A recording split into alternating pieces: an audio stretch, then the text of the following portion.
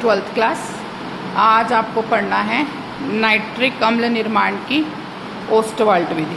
ठीक है, नाइट्रिक अम्ल निर्माण की ओस्टवाल्ट विधि में सबसे पहले ये उत्प्रेरक कक्ष है। इस उत्प्रेरक कक्ष में ये प्लेटिनम्स की जालियाँ लगी हुई हैं, ठीक है, जो उत्प्रेरण का काम करने वाली है। इसी में क्या करते हैं आप, 1 आयतन अमोनिया शुद्ध और शुष्क और 8 आयतन वायु को इस प्लेटिनम के उत्प्रेरण कक्ष में प्रवेश करवाते हैं और यहाँ का ताप लगभग रखते हैं 800 डिग्री। तो जो 90% अमोनिया है वो ऑक्सीजन से क्रिया करता है, प्लेटिनम उत्प्रेरक का काम करता है और वो वहाँ बदल जाता है किसमें, नाइट्रस ऑक्साइड में, NO में बदल जाता है। ठीक है, 90% अमोनिया ऑक्सीजन से क्रिया करके NO में परिवर्तित हो जाता है। 4NH3 + 5O2 तो 4NO मिलेगा आपको और 6H2O निकल जाएगा बाहर। उसके बाद आप बनी हुई NO को ऑक्सीकरण स्तंभ में लाते हैं। ये ऑक्सीकरण स्तंभ है जहाँ बहुत अधिक मात्रा में आप ऑक्सीजन उपलब्ध कराते हैं, किसको, NO को। तो वो NO ऑक्सीजन से क्रिया करके बदल जाती है NO2 में, नाइट्रोजन परऑक्साइड में बदल जाती है। प्राप्त नाइट्रोजन परऑक्साइड को आप अधिशोषण कक्ष में ले जाते हैं। ये आपके चारकोल्स हैं, एक्टिव चारकोल्स होते हैं जिसको आप पूरा भर चुके होते हैं, या फ्यूमिक स्टोन भर सकते हैं यहाँ पे। इसमें ये क्षमता होती है कि ये गैसों को अधिशोषित कर लेगा।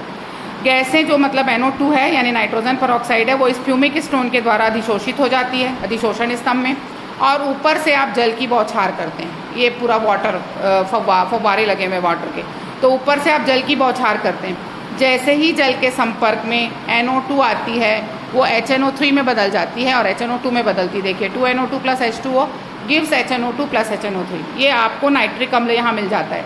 लेकिन कुछ मात्रा में HNO2 भी बन रहा है जो पुनः गर्म करने पर HNO3 में बदल जाएगा और अपने पास रखे हुए जल और NO को निष्कर्षित कर देगा, बाहर निकाल देगा।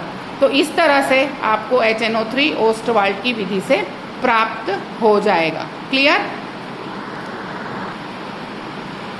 एक विधि और देखिए आप, ये है सीमेंस ओजोनाइजर।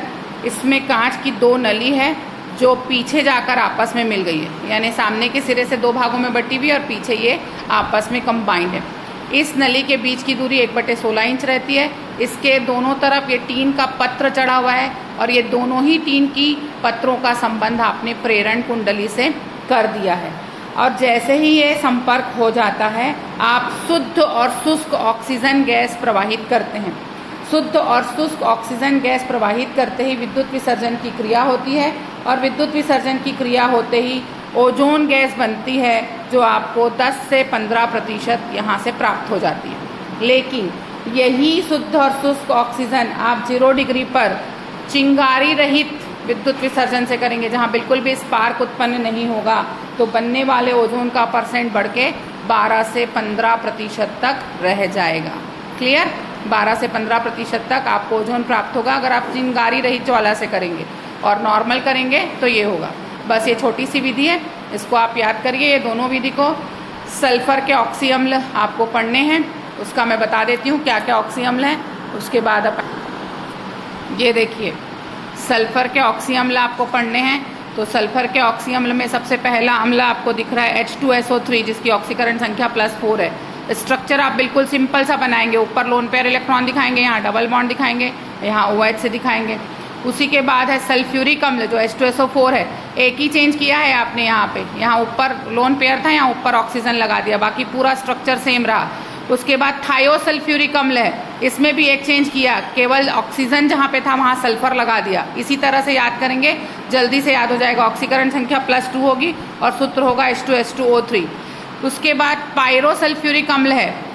देखिए पायरोसल्फ्यूरिक अम्ल ऊपर से ही बना है आपका, OH जो है वो जल में बदल गया है। तो ये वाला पूरा एक हिस्सा, यहाँ जो एक OH था वो H2O निकाल के इसमें बदल गया।